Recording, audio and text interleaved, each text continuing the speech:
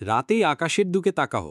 তুমি যে তারাগুলো দেখছ তারা শুধু দূরে নয়, তারা অবিশ্বাস্যভাবে দূরে।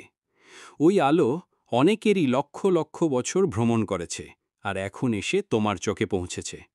মানে তুমি যখন তারা দেখছ, আসলে তুমি অতীতে তাকিয়ে আছো।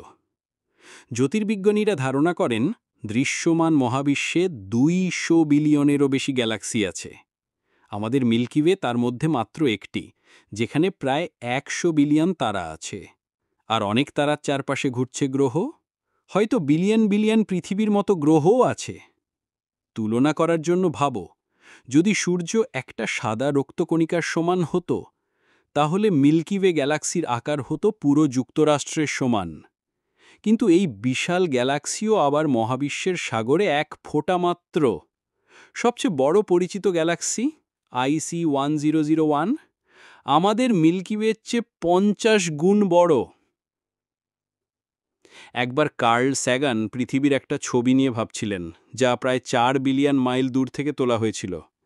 তিনি এটাকে বলেছিলেন প্যাল ব্লু ডট, অন্ধকারে ভাসমান একটি মাত্র ক্ষুদ্র বিন্দু।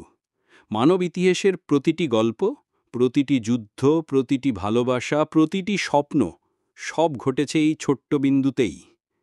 তাঁর কাছে এটি ছিল একই সাথে ভঙ্গুরতার আর দায়িত্বের স্মারক। তবুও এই অকল্পনীয় বিশালতার মাঝে এক অসাধারণ ব্যাপার আছে।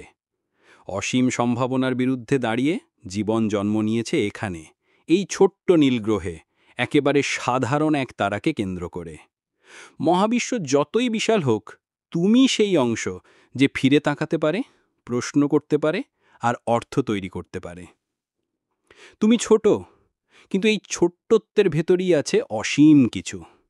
কল্পনা করার শক্তি, ভালোবাসার ক্ষমতা আর জানার আকাঙ্ক্ষা।